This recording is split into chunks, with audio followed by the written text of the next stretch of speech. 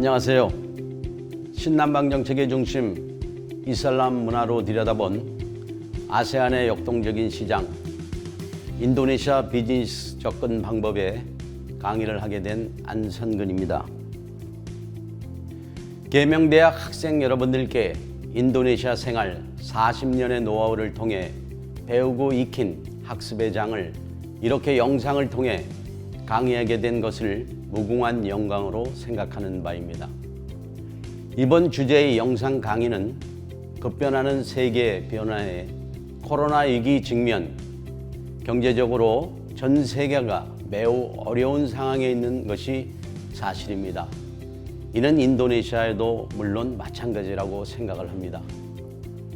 그러나 코로나 위기 상황에서 인도네시아의 경우 우리 한국과 그동안 긴밀한 우호 협력 관계를 가져온 것이 최근 2, 3년 사이에 코로나 오미크론의 위기 상황에서도 양국은 지속적인 경제 협력을 통해 우리 한국의 대기업이 평소보다 많이 진출했으며 이미 한국의 경제 자존심이 현대자동차를 비롯해 LG 배터리, 한국유리, 롯데화학, 두산중공업 등 대기업이 인도네시아에 대거 투자했다는 사실입니다.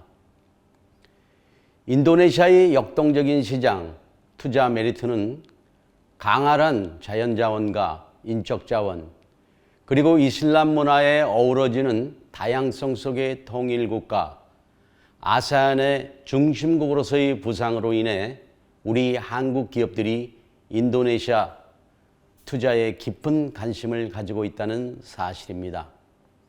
우리 대한민국도 인도네시아를 주요 거점으로 삼기 위해서 인도네시아의 적극적인 경제 우호 협력 관계 개선을 위해서 신남방 정책의 주요 포커스로 인도네시아를 우선 고려하고 있고 각종 경제 협력의 포괄적 동반자 협정의 관계를 맺으며 특별관세 제도 인도네시아에 적지 않은 투자에 공을 들이고 있는 것이 사실입니다. 코로나 경제 위기 거의 3년 차를 맞이해서 이와 같은 우리 한국 기업이 인도네시아에 투자하는 것은 양국 간의 관계는 물론이고 저희 견민 기업들에게도 한 호재가 되지 않을 수 없습니다. 지금부터 인도네시아의 잠재력 있는 시장성, 그리고 학생 여러분들이 주목해야 할 아세안의 인도네시아가 무엇을 중점적으로 우리가 고려하고 이슬람 문화에서 찾을 수 있는 새로운 비즈니스의 영역, 그리고 인도네시아를 주목해야 하는가를 강의를 통해서 하나하나 일목요연하게 성심껏 설명해 보여드리도록 하겠습니다.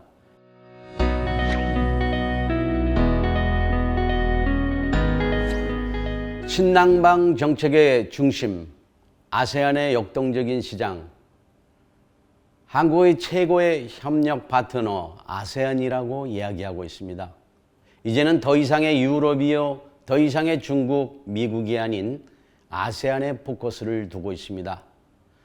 그래서 그런지 신남방 정책, 뉴 사우선 폴리시, NSP의 의미는 아세안과 인도 등 잠재력이 큰 신남방 국가들과 정치, 경제, 문화, 다양한 분야에서 주변 4강, 미국, 일본, 중국, 러시아와 유사한 수준으로 관계를 강화시키고자 하는 한국의 새로운 외교 정책이라 볼 수가 있게 되겠습니다. 대외경제 여건에 둘러싼 불확실성 개선과 한반도 평화 정책을 위한 협력에 다변화는 이제 선택이 아닌 필수가 되고 있습니다. 지난 2017년 문재인 대통령은 신남방 국가들과의 협력을 위한 정책을 내놓으면서 신남방 정책, 즉 people, 사람, 상생, 번영, prosperity, 평화, peace 등 3P를 바탕으로 사람 중심의 평화와 번영의 공동체를 만들고자 신남방 정책을 천명한 바 있습니다. 아세안의 10개국, 브루나이, 캄보디아, 인도네시아, 라오스, 말레이시아, 미얀마, 태국, 필리핀, 싱가포르, 베트남을 국가들과의 차원에서 이미 순방을 하셨고 신남방 정책의 당위성을 강력히 시사한 바 있습니다. 이외에도 아세안 성장의 주역 메콩 5개국, 즉 메콩 5개국에는 캄보디아, 라오스, 미얀마, 태국, 베트남이 속해 있고요. 이 메콩강 동남아 최대 규모의 강으로서 총 길이 4,900km나 된다고 합니다. 한국의 한강의 기적과 같은 메콩강의 기적을 통해서 이들 지역 국가들과의 보건, 농촌개발, 인프라, ICT 등 다양한 분야의 경제협력, 즉 투자협력을 통해 한국과 같은 한국의 기적, 즉 미라클 오브 코리아, 한강의 기적이 메콩강의 기적을 기대하는 바가 큽니다. 우리 한국의 선진적인 경제발전, 5개국과도 협력해서 아세안의 경제협력을 함께 한다는 것이 우리 정부의 방침일지도 모릅니다. 아세안은 상이한 종교, 인종, 언어, 정치제도, 경제규모를 가진 국가들로서 구성되어 있으며 지난 2005년 아세안 공동체, 즉 아세안 커뮤니티를 공식 출범하여 정치적으로 단결하며 경제적으로 통합되고 사회적으로 책임감이 있는 공동체를 지향하고 있습니다.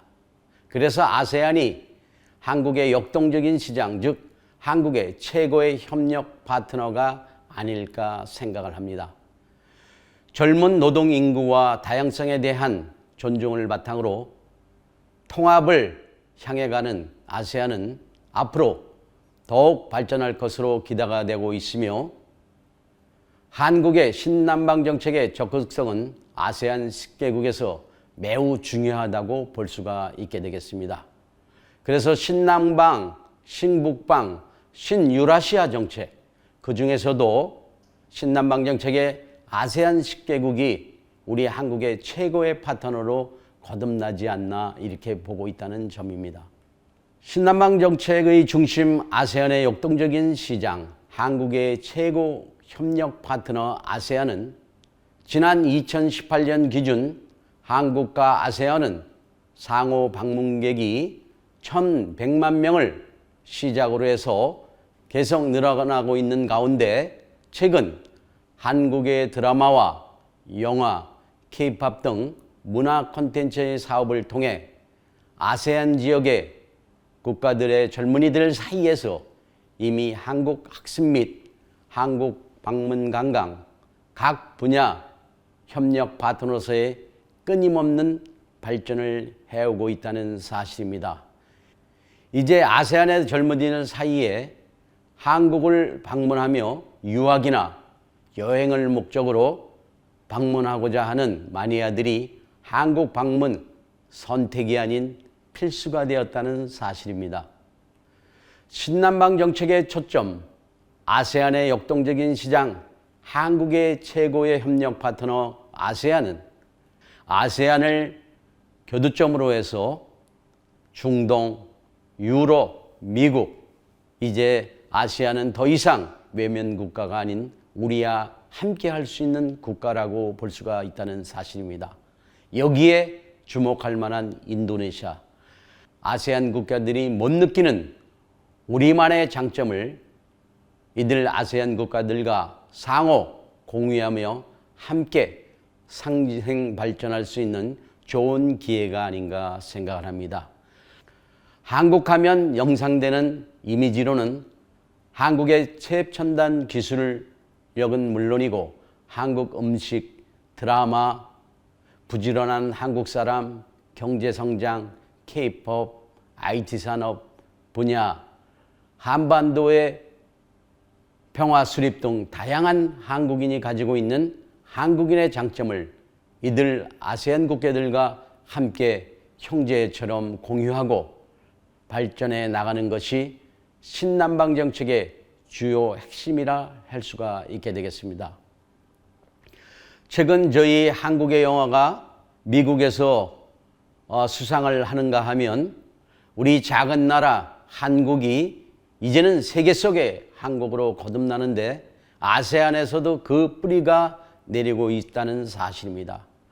인도네시아에 우리 한국 대기업들이 많이 진출을 하게 되면서 인도네시아 정부는 물론 국민들도 우리 한국의 투자의 손짓을 계속하고 있다는 사실입니다.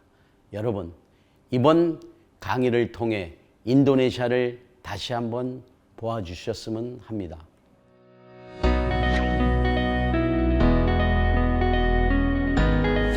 문재인 대통령께서 항상 주장하시는 사람 중심의 평화와 번영의 공동체, 이것을 아세안에 뿌리내자.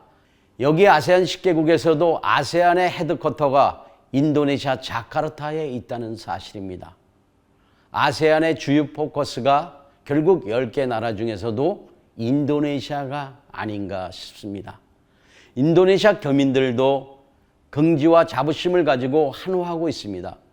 저희 인도네시아에는 한국 대사관이 있는가 하면은 아세안 대표부도 인도네시아에 있습니다. 그래서 아세안 10개국에서도 인도네시아에 보다 더 많은 투자가 유치되는 것도 아세안 대표부 또한 인도네시아 자카르타에 본부를 두고 있다는 것이 저희 기업으로서나 또는 교민들의 장점이 아닐 수가 없습니다.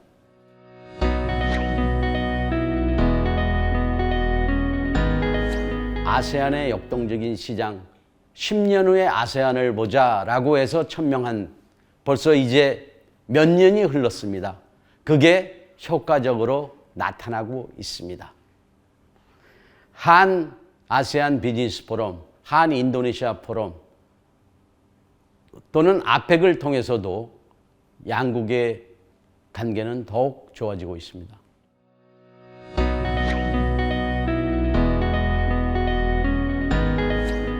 아세안 국가 중 왜 인도네시아인가? 물음표를 달았습니다. 그만큼 아세안 국가 중에서 인도네시아가 제일 주요하다는 포인트를 표현한 것입니다. 아세안 협정, 메콩 협정, FTA 자유무역 체결, 아셉, 레저널 컴프레hen시브 에코노믹 파트너십, 영내 포괄자 동반자 협정, 세파 협정, 2022년 G20 의장국, 2020년 G20의 경우에는 인도네시아가 의장국이 돼서 오는 10월 발리에서 개최될 예정입니다. 인도네시아로서는 경제적인 호재가 아닐 수가 없습니다. 물론 저희 한국도 마찬가지겠죠. 2023년에는 아세안의 의장국으로서 한국과 인도네시아는 친밀한 경제협력 동반자적 관계를 유지, 코로나 위기, 대기업 투자의 본물, 그 해답은 바로 형제의 나라 인도네시아에서 찾아볼 수 있을 것입니다.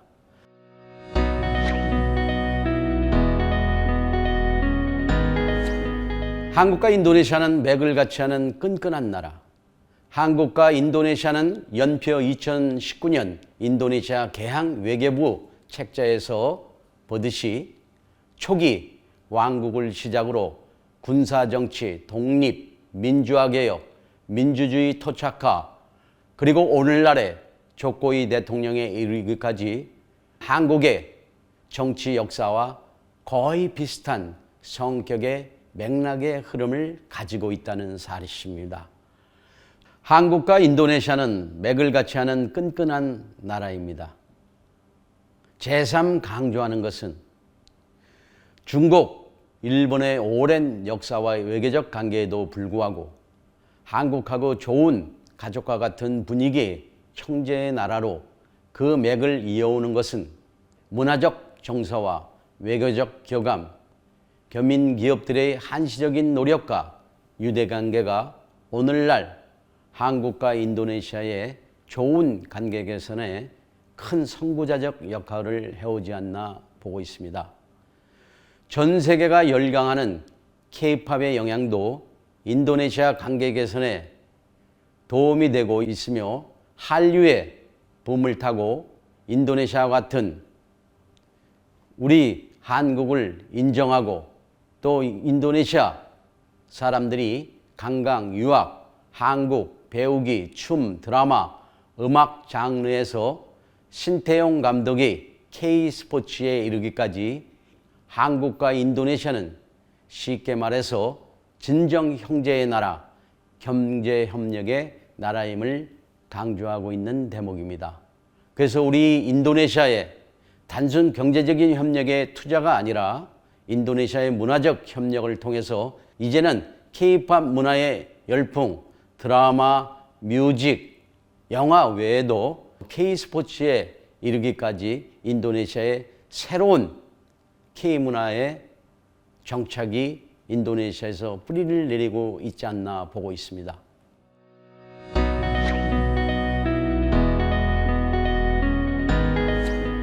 한눈에 보는 인도네시아. 여러분들 이미 인도네시아에 대해서 관심을 갖고 잘 알고 계시지만 국가명은 리퍼블릭 오브 인도네시아. 인종은 자원이 41.1%, 순다인이 15.5%, 그 다음에 말레이시아가 3.7%, 바탁 종족이 3.6%입니다. 이외에도 여러 인종이 있는데 중국계 인종은 인도네시아 1.2%에 불과하지만 이들의 분포도는 약 3천만 정도가 되고 인도네시아에서 이들이 차지하고 있는 경제 비중은 70%. 그래서 인도네시아 경제 중심 리더들이 인도네시아 중국계 화교들이 아닌가 이렇게 보고 있습니다. 일부 우리 교민들 사이에서는 인도네시아에서 비즈니스를 하게 되면은 꼭 중국계 화교 한 분과 인도네시아 로컬 한 분은 친하게 지내는 것이 비즈니스 기회의 성공적인 기회라고 이렇게 말하는 사람들이 있습니다. 종교는 무슬림이 87.3%, 기독교가 7%, 카톨릭이 2.9%, 인도네시아 건국 이념에 의거하여 힌두, 불교, 이슬람, 기독교, 천주교, 인도네시아 정부가 인정하는 종교는 공식 6개라고 볼 수가 있게 되겠습니다. 이 중에 종교 분포도가 제일 많은 무슬림 수가 87.3%를 차지하고 있다는 사실입니다. 그래서 이슬람 문화가 인도네시아에서 우리가 생활하는데 매우 큰 역할을 하며 우리 기업들도 눈여겨봐야 할 대목이 아닌가 생각을 합니다. 인구는 약 현재로서는 2억 한 8천 정도라고 이야기하고 있고요. 평균 나이는 29.9세로서 인도네시아가 전 세계에서 가장 젊은 세대가 많은 나라이기도 합니다. 미래 경제 11대국 안으로 성장할 수 있는 나라라고 하는 것이 바로 젊은 세대들이 많이 있다는 장점이 있기도 합니다. 코로나 경제 위기에 인도네시아 경제 성장률은 코로나 위기 이후 오히려 마이너스 성장률을 보이고 있습니다. 그래서 마이너스 2.3%의 성장률을 보고 있지만 코로나 위기에도 자연재해이 풍부해서 미래 잠재력 있는 시장으로 보고 있고 인도네시아는 신수도라든가 새로운 도시건설, 깔리만탄 프로젝트 등 성장 잠재력이 매우 발전할 수 있는 국가 중에 하나입니다.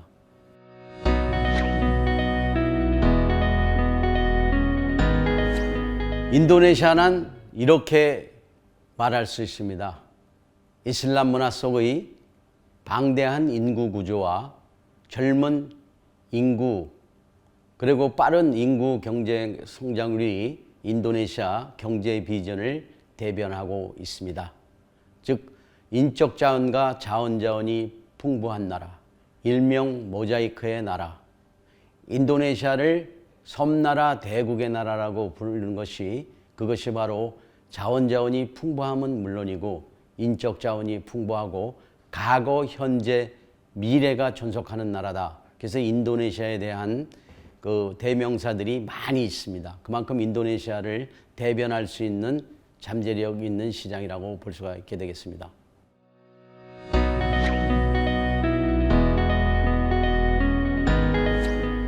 현지 적응의 주요 이슈, 문화적 포용에 대해서 인도네시아 이슬람 문화와 함께 어우러지는 문화적 포용을 설명하도록 하겠습니다. 모자이크의 나라 6개 종교, 580여 종 언어, 동질화 가치의 우선화.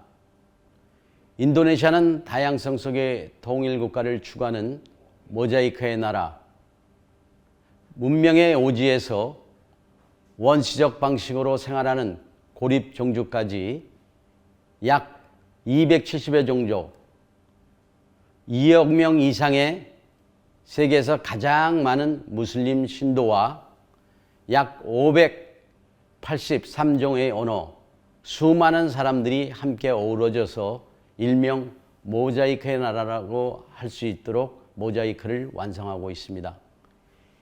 인니 사회는 다양성 속의 뿌리에서 자라난 통합과 간용의 산물이며 소통의 문화에 융합의 통합 국가 사회에서 경쟁력을 키우기 위해 인도네시아 판차실라 건국 이념의 정신, 유일신에 대한 믿음, 인간의 존엄성, 통일 인도네시아, 대의정치, 사회정의 구현 등이 있습니다.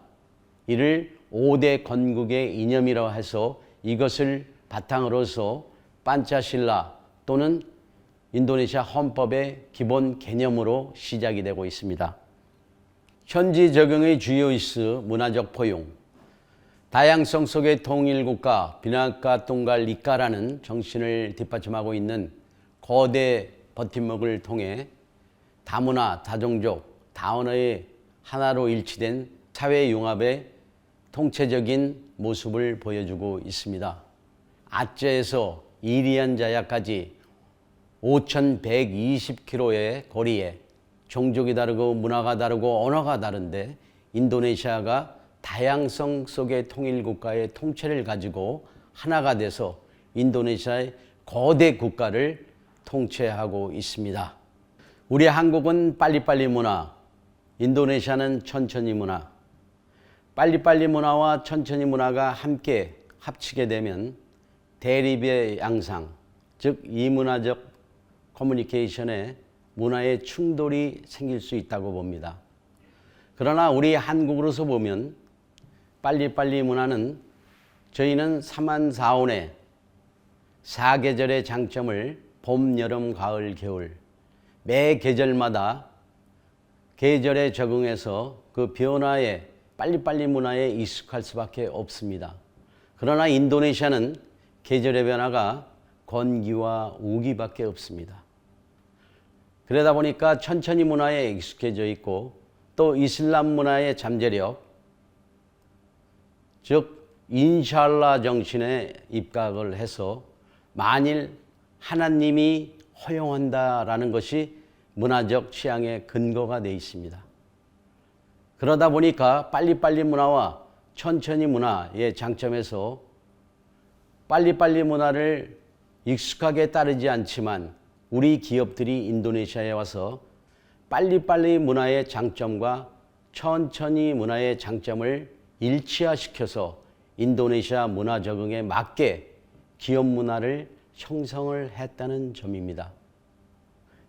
2억 8천만의 인구로 중산층 4천만 시대, 세계 경제 7대국 진입진일보 국가, 인적 자원과 자원이 풍부한 젊은 세대가 중심이 되고 있는 영파의 나라, 미래 잠재력이 있는 세계 최강국으로서의 변화되는 나라가 바로 인도네시아가 아닐까 생각을 합니다. 우리와 달리 더 빨리, 더 먼저, 더 많이가 아닌 배려와 양보를 우선시하는 포용 정책의 나라, 천년의 미소를 지니고 있는 미래의 나라, 인도네시아 사람들의 진정 삶 모습이 아닐까요? 라고 이야기하고 싶습니다.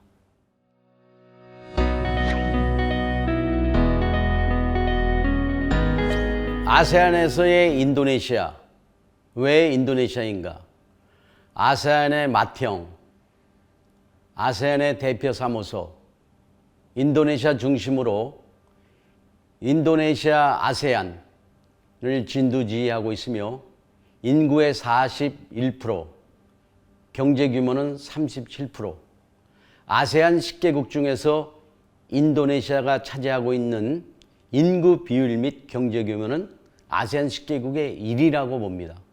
그래서 아세안의 본부가 인도네시아에 있는 것이 아닌가라고도 생각을 하지만 그것보다 더 중요한 것은 최근 신남방 정책의 주요 국가로 우리 대한민국이 주요 파트너 국가로 생각하고 있는 것도 인도네시아, 베트남입니다. 그러나 최근 코로나 경제 위기 상황 이후 미얀마 소요 사태 등 베트남의 코로나 경제 위기, 그러나 인도네시아는 코로나 경제 위기 상황에서도 우리 한국과의 경제 관계는 더욱 돈독해졌다고 보고 있습니다. 그 이유가 아세안 10개국은 물론 전 세계가 코로나 위기에 항공 노선의 길을 닫았는데 인도네시아는 유독 한국과의 관계를 위해서 항공 노선을 오픈하고 주 2, 3회씩 계속 왕복 운행을 했습니다. 경제 위기에도 불구하고 항공 노선이 오픈이 되었기 때문에 한국 기업들이 인도네시아에 지속적으로 투자를 했습니다. 제가 40년 동안 인도네시아를 생활하면서 이와 같은 한국 기업들이, 많은 대기업들이 투자한 것은 코로나 최근 2년 이후 처음이라고 볼 수가 있게 되겠습니다. 그리고 우리 교민들이 경제 위기에도 불구하고 인도네시아에 버티고 생활을 하면서 새로운 호재 속에 앞으로 경제 성장에 인도네시아에서 5년, 10년은 경제적으로 보장할 수 있다는 것이 많은 교민들의 이야기입니다. 이것은 아마 우리 정부 문재인 대통령과 인도네시아 조코위 대통령이 형 동생의 형제의 나라로 발돋움한 것이 하나의 시발점이 되고 경제 위기 상황에서도 발전할 수 있었던 것은 바로 이와 같은 관계 개선에 좋은 것이 아닌가 생각을 합니다. 인도네시아를 보면 아세안과 중동 시장이 보인다라고 이렇게 말할 수 있습니다. 우리 한국 기업들이 인도네시아에서 단순 인도네시아 내수 시장 및 아세안 10개국 외에도 새로운 시장의 길을 볼 수 있는 것이 중동의 27개국입니다. 할랄 관련 새로운 신산업, 그리고 인도네시아를 교두보로 해서 인도네시아에 생산한 것을 통해서 중동 국가로도 수출할 수 있는 좋은 기회가 생겼다는 것입니다. 할랄은 새로운 산업의 비즈니스가 되면서 전 세계 800조 원의 시장에 이른다고 합니다. 전자상 거래의 마지막 종착역 인도네시아. 제가 왜 전자상 거래의 마지막 종착역이 인도네시아다라고 얘기한 것은 인도네시아의 구글 가입자 수가 제일 많고 인구 대비 또 자연자원이 풍부하다 이렇게 얘기했습니다.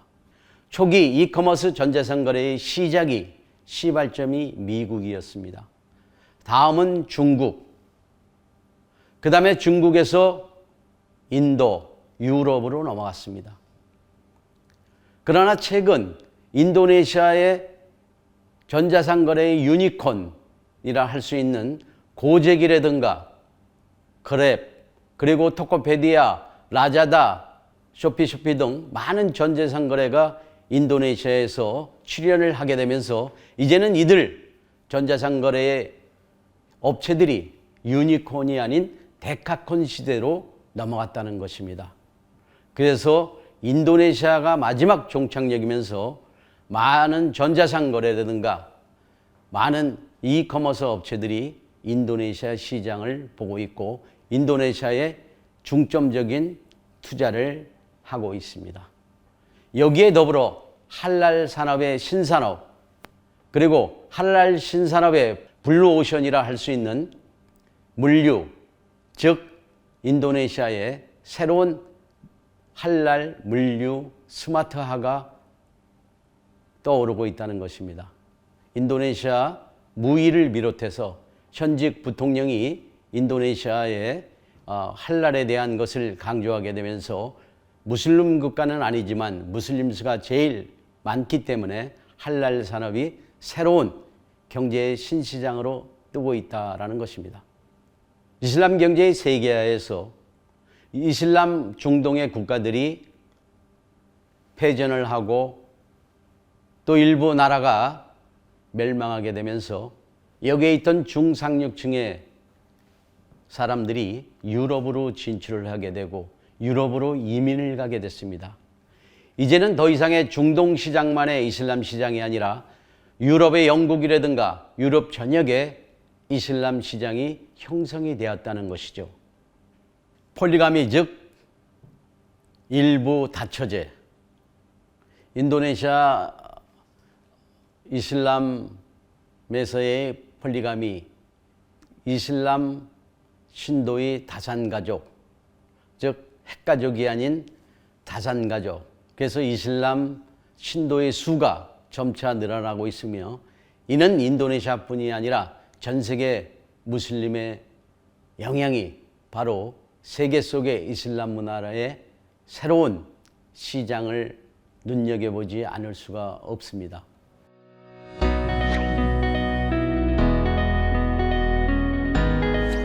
이슬람 아래 포용, 이국도 친구가 된다라고 설명할 수가 있게 되겠습니다.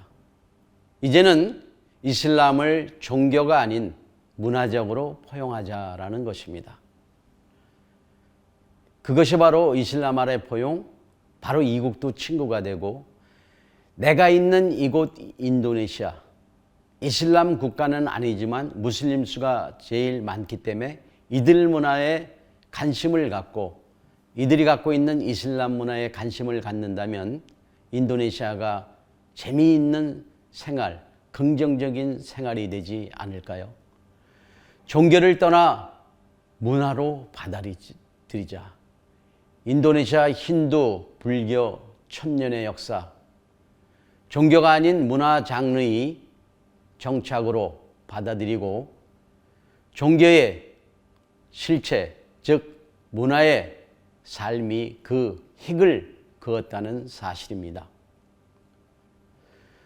중국인들은 1000년이라는 역사 속에서 그들이 하고 싶었던 중국, 즉 띵곡이라는 말을 사용하지 못했습니다. 그들은 7세기경 인도네시아 팔렘방이라는 곳에 정착을 하고 자기들의 언어, 자기들의 나라 중국이라는 말을 쓰지 못하고 오직 경제에 주력해서 내 나라가 아닌 내 땅에서 살기 위해서는 경제적인 부를 가져야 한다라고 해서 그들은 돈을 벌기 시작을 했습니다. 그 이유에서인지 오늘날의 인도네시아 경제의 67%를 경제를 장악하고 있는 것이 중국계 학교라고 흔히들 이야기하고 있습니다. 일부 중국계 학교들은 내 나라의 중국이라는 말을 쓰지 못했고 언어를 사용하지 못했기 때문에 드러내지 않고 경제의 부를 축적을 했으며 혹여모를 사태에 대비 지난 5.14 사태 중국인이 현지인들의 로컬인들의 타켓이 됐고 북부 서부 자카르타 해안 지역에 주로 이들이 많이 살고 있는 것은 바로 언제라도 혹여모를 사태가 있을 때 배를 타고 달아나기 위한 정착 생활 중에 하나였습니다. 그런데 그것이 그들이 부를 축적을 하게 되면서 오늘날에는 해안가에 요트장으로 변했고 호화 선박이 있다는 사실입니다.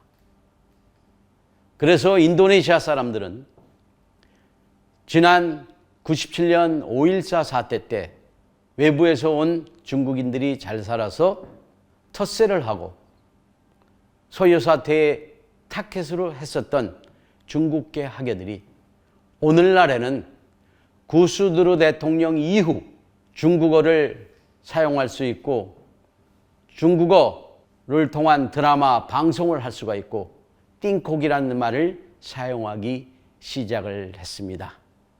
비핵화 똥갈 이과 국가 헌장에 맞게 종족이 다르고 문화가 다르고 언어가 다르지만 함께 상생공존에 살아가고 있으며 민주주의가 정식으로 정착이 되면서 중국계 학예들도 인도네시아 정치사에 함께 어우러져 인도네시아 국회의원은 물론이고 시장, 군수, 심지어는 대선 후보에까지 나오는 사례들이 있습니다.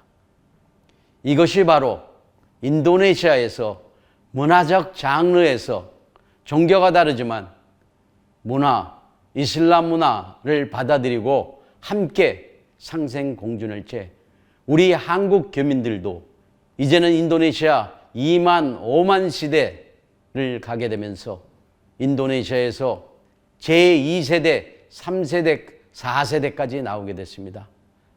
우리도 이제는 머지않아 중국계 학예들처럼 인도네시아에서 우리 젊은이들이 양국 교류의 경제 교두보가 되고 현지에서 정착하는 우리 한국의 젊은 리더십들이 곧 나오지 않을까. 오늘 강의를 듣고 있는 여러분들이 언젠가는 인도네시아에서 그 미래의 주인공이 되지 않을까요? 350년간 네덜란드의 지배를 받은 식민지 역사를 통해 일찍부터 유럽 생활에 익숙한 탓도 있겠지만 인도네시아에는 태생적으로 타인과 나의 다름을 아무런 꺼리낌 없이 포용할 줄 아는 여유로움을 갖고 있는 가운데 이슬람 문화의 포용 정책을 통해 이국도 쉽게 친구의 나라가 될 수 있다는 사실입니다. 빨리빨리 문화와 천천히 문화의 장단점. 영국의 저널리스트 칼 오너리는 정작 느린 것이 아름답다에서 현대사회의 속도 숭배에 제동을 걸었다. 또 다른 책의 출간 제목 슬로우 싱킹, 즉 천천히 생각하기라는 제목의 책을 출간하면서 빨리 처리하라, 망하고 싶거든 그러면서 슬로우 띵킹의 키픽스와 슬로우 피스를 제시하면서 빨리빨리 문화에 익숙해진 현대인, 근본적인 해결 없이는 사태만 악화, 그러면서 그에 대한 해결 방법 잠시 멈추고 제대로 생각하라를 제시한 바 있습니다.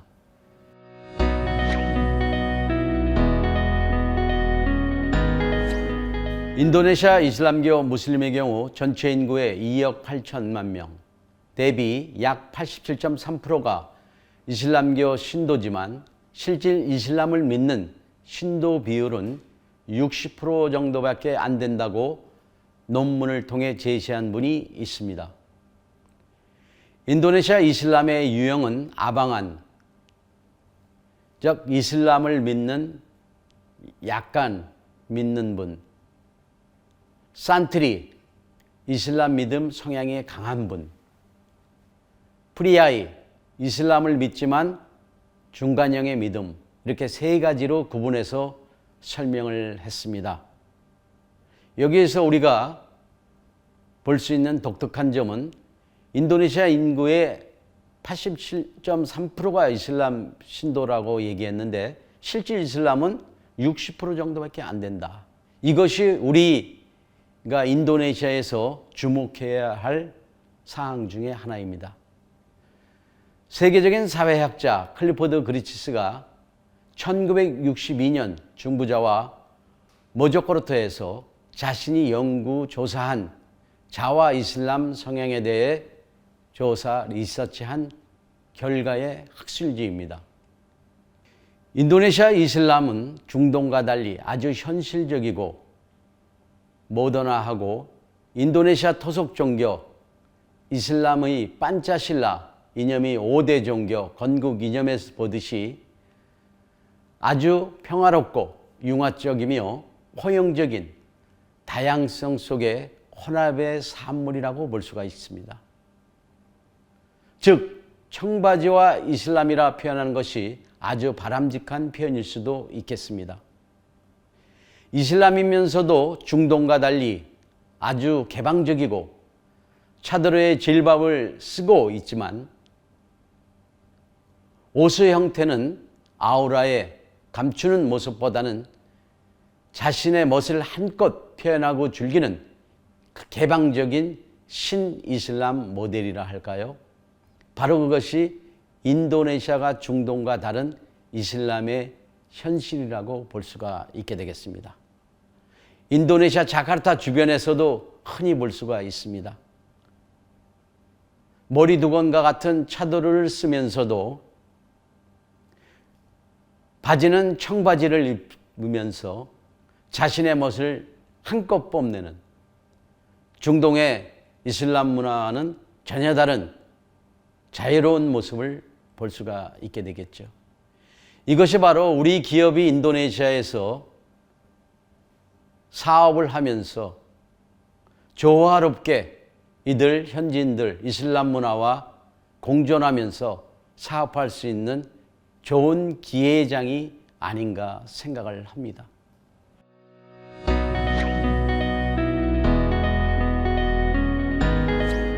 신남방 정책, 아세안의 초점 인도네시아에서 전 세계 18억 이슬람 인구가 약 28.3%인데 이 비율은 계속 증가하고 있다는 사실이죠.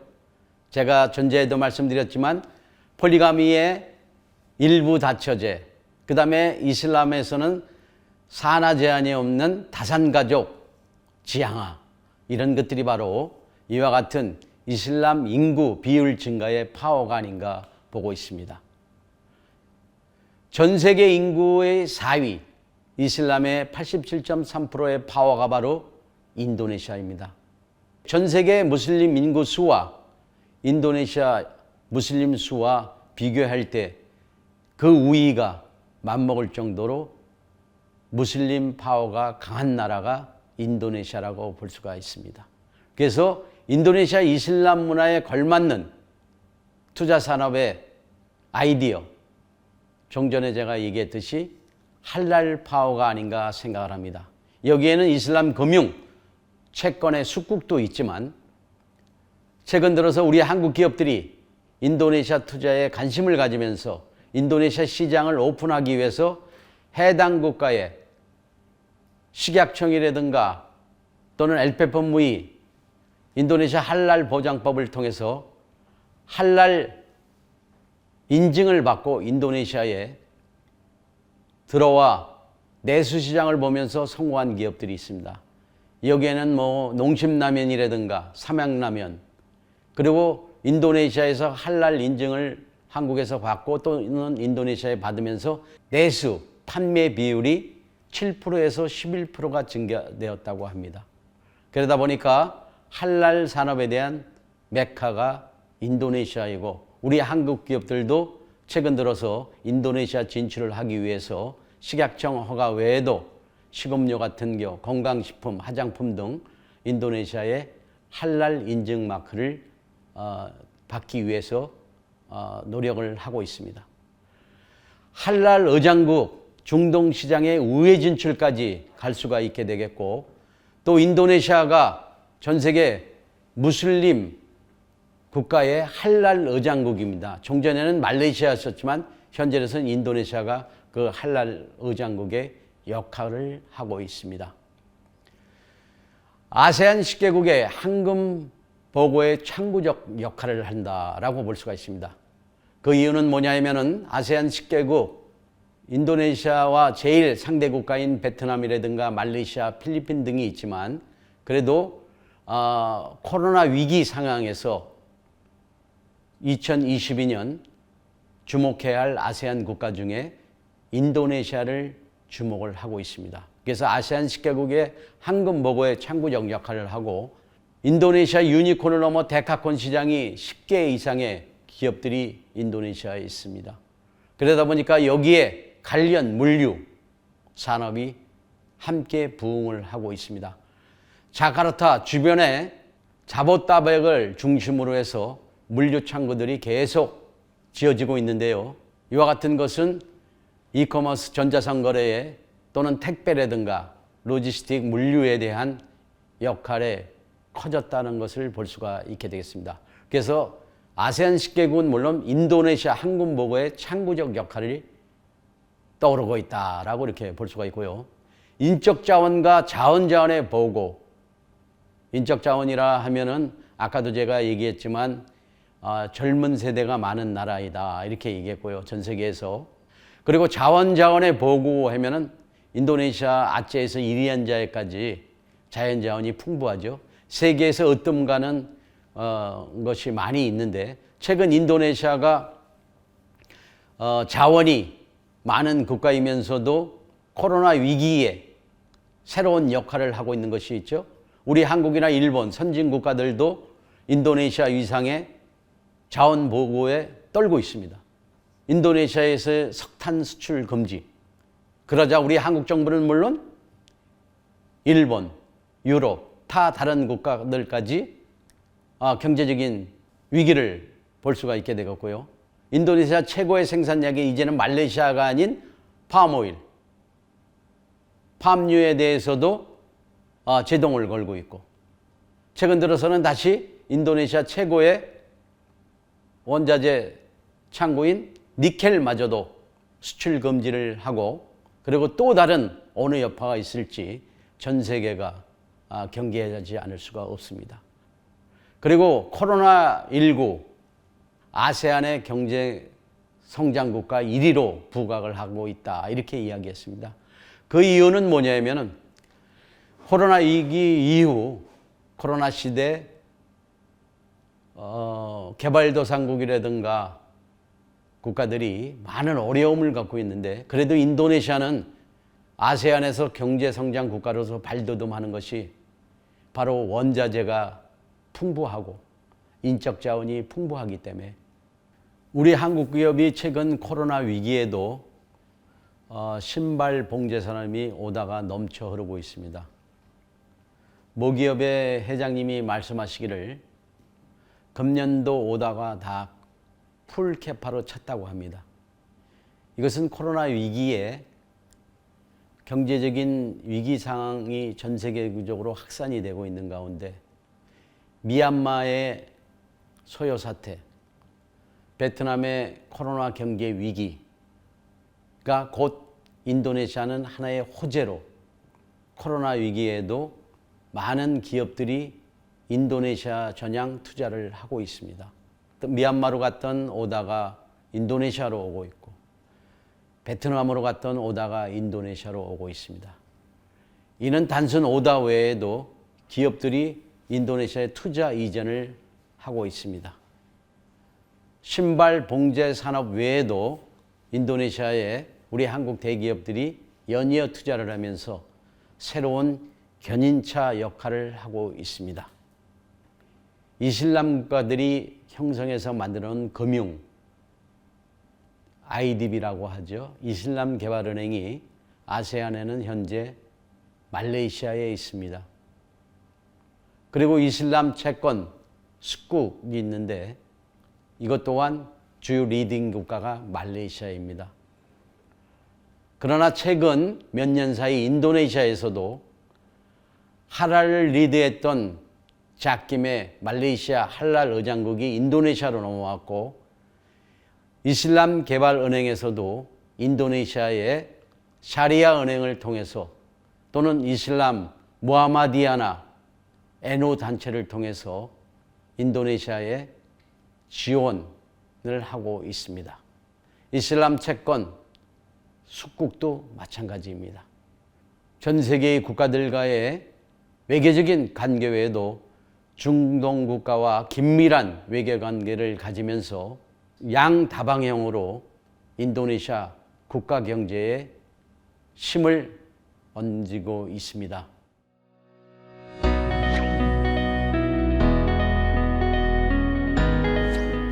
본격적인 시장 확대는 이제부터 시작이다.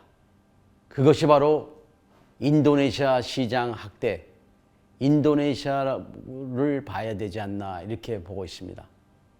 코로나 위기에도 쓰러지지 않는 내수 유통구조의 인적자원과 자원의 힘, 인도네시아 36개 지방도시, 동남아시아 4개국을 합쳐놓은 나라의 정도의 규모이다. 혹자는 이렇게 얘기합니다. 자카르타 시장만 보지 말고 수로바야 시장, 메단, 술레웨시, 반동 큰 시장들이 있습니다. 이제부터 새로운 돌파구, 새로운 수출 시장의 루트, 우리 한국은 아세안의 인도네시아를 눈여겨볼 때라고 그 시초의 시작을 인도네시아 하면 어떨까요? 인도네시아 증시는 20년 전에 비해 13배 이상, 그 이상으로 상승했다고 합니다. 높은 성장의 원동력은 소비 가능한 인구의 증가로 증명이 되고 있다. 2018년 8월 아시안 게임이 인도네시아에 시작이 됐죠. 그 다음에 이제 인도네시아가 성장하기 시작했는데요. 인도네시아도 아시안 게임 이후 우리 한국과 같이 이제 새로운 경제 성장의 원동력을 스포츠를 통해서도 증명을 했는데요. 2022년 G20 의장국이 되면서 발리에서 이제 10월에 인도네시아에서 이제 국제적인 큰 그 행사를 하게 되죠. 그럼 인도네시아에 이제 세계 정상들이 모이면서 하나의 경제적인 모멘텀이 될 수가 있고, 2018년 아시안 게임 이후 큰 변화라고 볼 수 있는 것은 인도네시아에 지하철이 생겼다는 것입니다. 자카르타 주변의 위성 도시들과 메가 메트로폴리탄 시티를 형성을 하게 돼서 이제는 하나의 네트워크, 도로는 물론이고 경제 건설이 만들어지면서 주변에 물류 창고들이 많이 들어서고 있습니다. 미래 투자 발전적인 사업 중에 하나도 물류 산업이 아닌가 이렇게 얘기하시는 분들도 있습니다. 그리고 이 신도시 건설, 이카엔이라고 그러죠. 인도네시아 말로는 이부코타 느가라, 신도시 건설 및 인프라 시설 후에 급진전이라고 얘기하는데요.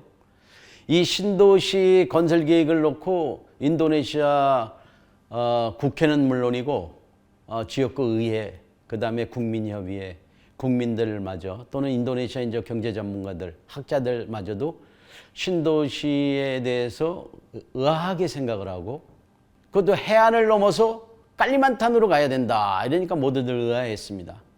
근데 그것도 이유가 있었습니다. 지진도 안 나고 화산대가 없는 깔리만탄 지역이 안전하다 해서 최종 심사에 이제 동북깔리만탄의 파나잠파사르에 신수도 부지를 확정을 하고 이제 신수도를 건설하기 위한 작업을 했죠. 그럼 신수도가 만들어지게 되면은 앞으로 우리가 인도네시아 투자해서 우리 기업들이 건설 5년인데 신수도가 만들어지면 건설 10년. 그래서 우리 정부도 세종시의 경험을 바탕으로 해서 인도네시아 신수도 만드는 신수도 건설에 함께 조인해서 우리의 노하우와 경험, 한국의 행복청이라든가 또는 건설 협의회 등 많은 기업들이 인도네시아에서 협의회를 구성해서 신수도 사업에 우리 정부가 또는 우리 기업이 할 수 있는 일이 무엇인가 해가지고 끊임없는 노력을 하고 있습니다. 코로나19에도 글로벌 기업의 투자는 계속 되고 있습니다. 우리 한국의 현대자동차가 인도네시아 그 버카시 지역의 델타마스의 전기차를 생산하는가 하면은, 또는 발리 G20 정상회담 때 그 각국의 그 정상들과 영부인들이 현대자동차에서 만든 전기차를 탄다는 것이 아닙니까? 얼마나 자랑스럽습니까? 그리고 신도시에서도 전기차를 사용하는 것을 원칙으로 하고 있습니다. 코로나 위기에도 인도네시아 경제는 우회 발전을 하고 있다. 그것은 아까도 얘기했지만 인도네시아 자체 경제 성장 외에도 베트남이라든가 미얀마 등의 주변 국가의 어려움이 바로 인도네시아 국가의 새로운 회생이 되고 있다는 것을 여러분들한테 이야기할 수가 있게 되겠습니다.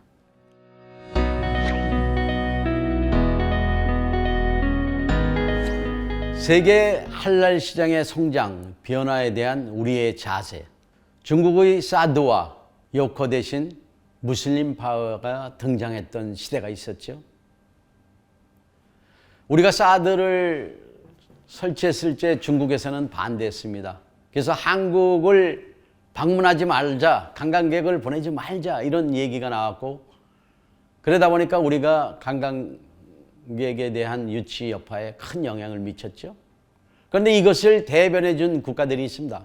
그것이 바로 동남아 국가의 무슬림 파워, 동남아 국가의 무슬림들이 할랄 관광, 무슬림 관광을 오기 시작을 한 것입니다. 여기에 또 하나의 촛불과 같은, 불씨와 같은 시발점을 한 것은 K-문화, K-팝의 등장을 통해서 동남아의 젊은 세대들이 우리 한국을 찾기 시작을 했다. 우리 한국을 찾기 시작을 하면서 한국 자체 내에 할랄 관광 코스, 할랄 식당 코스, 관광 산업이 발전하게 된 계기가 되었다라는 것입니다. 그만큼 인도네시아의 무슬림 파워의 등장, 말레이시아, 필리핀 등 이 동남아시아의 무슬림 관광객들이 코로나가 끝나고 우리 한국에 가서 관광 발전 성장에 큰 힘을 보태줬으면 합니다. 한국 내 외국인 무슬림이 100만 시대가 넘었습니다.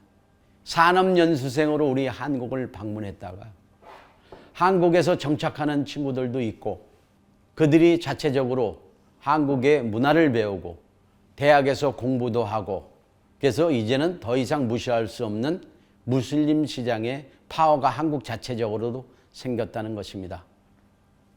인도네시아 할랄청에서 앞으로 추진하게 될 것은 뭐냐? 할랄과 비할랄을 구분하여 마켓이나 또는 시장에 진열을 해놓는다는 것입니다. 그만큼 할랄에 대한 시장이 넓어지고 있는 것입니다. 지난 문재인 대통령이 당시 인도네시아 방문과 베트남 그리고 에미레아랍 방문의 의미는 할랄 시장의 새로운 개척료가 되었다고 볼 수가 있게 되겠습니다. 그래서 우리 정부는 물론이고 기업들도 해당 국가에 수출을 하기 위한 할랄 인증, 즉 할랄 허가에 관심을 갖고 해당 국가에 투자를 하고 있습니다.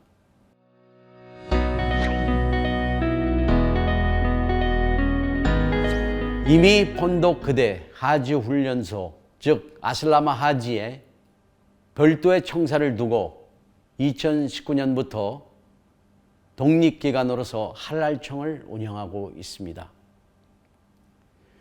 자국의 무슬림 파워를 통한 할랄청 독립기관을 통해 할랄 심사 강화 및 할랄 물류의 스마트화 등 이슬람 유권 해석의 파트와 강화 및 경제적 파워도 함께 유하고 있습니다.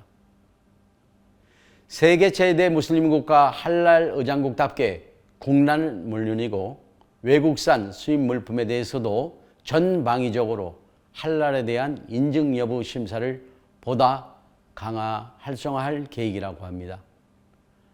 할랄청 BPJPA는 전 세계 800조 원 정도인 할랄 시장을 위해 지난 2019년 10월 본격 카운트다운을 시작으로 할랄을 의무 강화한다는 방침입니다.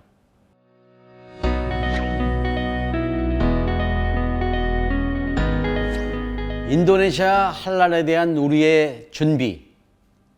인도네시아 현직 대통령 조코위 대통령 그리고 부통령인 마르프 아민 부대통령은 인도네시아 부대통령이 되기 전에 이슬람 평화원로위원회 의장이신 무이의 의장이셨다가 부대통령으로 당선이 됐습니다. 그래서 그분께서 강조하는 것은 인도네시아 할랄을 대폭 넓히고 시장성이라든가 할랄에 대한 심사 강화, 그리고 하나의 KS 마크식으로 인도네시아의 할랄 마크 인증을 하나의 규정화시킴으로써 인도네시아의 내부적인 자국민 보호는 물론이고 경제 영역에 큰 힘을 실어주고 있습니다. 다 다른 나라와 같이 교차 인증이 안 되고 인도네시아 자체 BPJP라는 한랄청에서 인증을 받아야 반드시 인도네시아에서 인정한다는 사실입니다. 이미 일본과 중국, 전 세계 국가들이 할랄 시장에 대한 깊은 관심을 갖고 인도네시아 신규 할랄청 제도 지시에 본격적으로 움직이고 있습니다. 인도네시아 할랄청에 대한 우리 준비와 대응 전략이 지금 현재로서 필요할 때이라고 봅니다. 할랄은 허용된 것이고 하람은 금지된 것이죠. 그래서 한때 우리 한국의 모 라면들이 인도네시아에 와서 할랄 문제가 생겨서 판매 금지가 됐던 상황이 있었습니다. 그래서 모두 할랄 인증을 받게 됨으로써 인도네시아 시장에 쉽게 파고들면서 함양불닭 라면은 한 달에 70컨테이너에서 120컨테이너가 수입될 정도로 인도네시아의 호황을 누렸습니다. 전 세계 할랄 시장의 규모는 아까도 제가 전자 얘기했던 800조 원 시장, 작은 시장이 아닙니다. 그 시장의 중심이 바로 인도네시아라는 것입니다.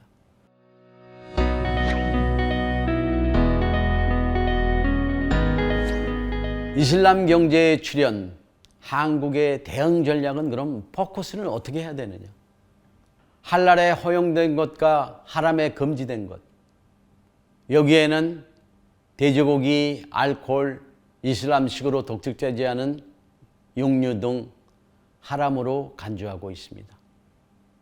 또 그런가 하면 할랄 인증 산업으로 할랄 인증 제도에서 할랄 물류 시스템을 통한 할랄 제품에 대한 세분화 작업, 할랄 품목에 대한 선별 작업에서부터 별도의 물류 창고화, 별도의 항만, 컨테이너, 선적 구분, 할랄 물류 창고, 할랄 식당, 할랄 마켓, 할랄 제품에 대한 규정 제도와 시스템이 인니 할랄청에서 요구하고 있고 본격화되고 있다는 사실입니다.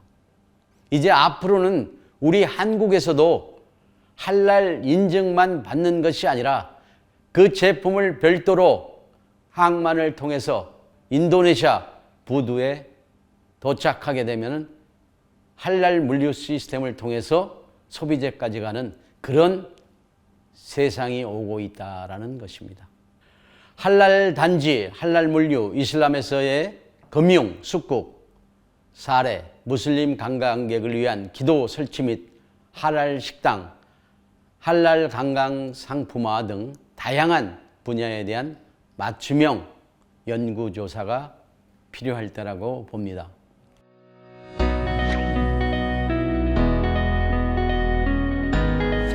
할랄 보장법, 생산 품목 및 서비스업 관련 할랄 의무화 제도가 실행되고 있습니다. 생산 제품의 수송, 창고 시스템, 유통 생산 시설 등 할랄 보장법, 물류산업에 대한 할랄 인증서를 반드시 획득한 업체에 이물류 배송을 하게 됩니다. 이것은 하아에스 23,000 오 이슬람의 할랄 물류 산업 조건의 충족을 요구하고 있습니다.